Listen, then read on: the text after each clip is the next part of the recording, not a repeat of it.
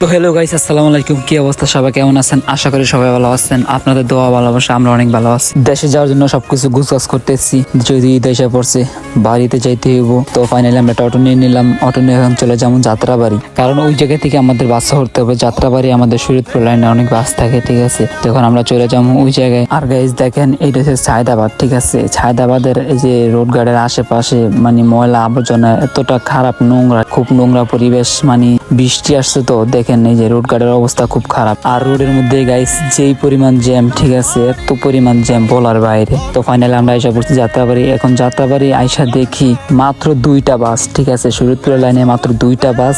আর অবস্থাটা কি দেখেন, পানির জৈমা অবস্থাটা কি, পুরো নোংরা পরিবেশ হয়ে গেছে। আর এত পরিমাণ লোক, ঠিক আছে, কিন্তু বাস নাই ভাই। এত পরিমাণ রাগ উঠছে যা বলার বাইরে ভাই, প্রকাশ করার মতো না, ঠিক আছে। আর যেহেতু বাস নেই, এখন আর কি করার, কারণ দেশেতে যাইতেই হইব, তাই অনলাইনে গাড়ি বুকিং দিতেছি। আর কি করার, যেহেতু কপাল খারাপ আজকে, জানি না আজকে কয়টার দিকে বাসা যাই। হয়তো অনেক রাত হয়ে যাবে ফিরতে ফিরতে। কপালে কি লেখা আছে একমাত্র আল্লাহ ভালো জানে। একটা গাড়ি বুকিং দিয়েছি ফাইনালি, তো ওনারা আসতে প্রায় 3 মিনিটের মতো লাগবে, ঠিক আছে। তো আমরা আর কি ওনার জন্য অপেক্ষা করতেছি। দেখেন কি বলবো আপনাদেরকে, আজকে যে পরিমাণ কষ্ট হইতেছে শুধুমাত্র দেশের যাওয়ার জন্য। তো আর কি আমরা যেই গাড়িটা বুকিং করছি, উনি কল দিছে, ঠিক আছে, ওনার সাথে কথা বলতেছে। উনি বলতেছে ভাই আপনারা একটু আগে আসেন, রোডে যে পরিমাণ জ্যাম, আমার তো রোড জ্যাম দিয়ে ঠেলে আসা সম্ভব না, তো আপনারা একটু আগে আসেন।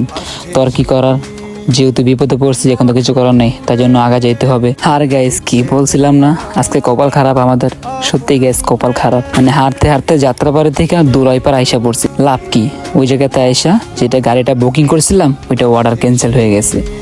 এখন আবার একটা গাড়ি বুকিং করছি, তখন আবার উনি বলতেছে আপনার এই জায়গায় অপেক্ষা করেন, আমি আবার আসতেছি। কিছু করার নাই, যেহেতু কপাল আসছে খারাপ। উনি আসতেছি বইলা প্রায় 1 ঘন্টা শেষ করে ফেলাইছে, মানে জ্যামের জন্য, ঠিক আছে। জ্যাম ছাড়তেছে না, একটু আসে আবার জ্যাম, একটু আসে আবার জ্যাম। আর দেখেন সবাই খুব টায়ার্ড হয়ে গেছে, ঠিক আছে, ঘুমায় পড়ে যেতেছে, মানে সর্বশরীর খুব ক্লান্ত। আর গাইস ক্লান্ত হবেই না কেন, আপনারা একটা জিনিস হিসাব করেন, আমরা প্রায় 5টার দিকে, বিকাল 5টায় রওনা দিছি, এখন বাজে 7টা, এই পর্যন্ত গাড়ি পাই নাই, ঠিক আছে। গাড়ির জন্য শুধু ওয়েট করতেছি, মানে আরো কতক্ষণ ওয়েট করা লাগে একমাত্র আল্লাহ ভালো জানে।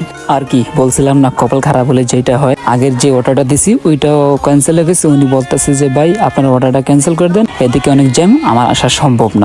কি করতে এখন বাজে রাত 8টা 30। তো আমার মনে হয় না, মানে আমাদের মনে হয় না, ঠিক আছে, আর কোনো গাড়ি শরীয়তপুর যাবে, যেহেতু অনেক রাত হয়ে গেছে। তো আর কি করার, এখন একটাই উপায় আছে, আমাদের লঞ্চে যাওয়া, রাতকাল লঞ্চে। দেখেন সেই বিকাল 5টায় বেরিয়েছে, এখন রাত 9টা বাজে। এখন আমাদের যাইতে হবে সদরঘাট। আজকে দুঃখের কষ্টের কথাগুলো সব আপনাদের সাথে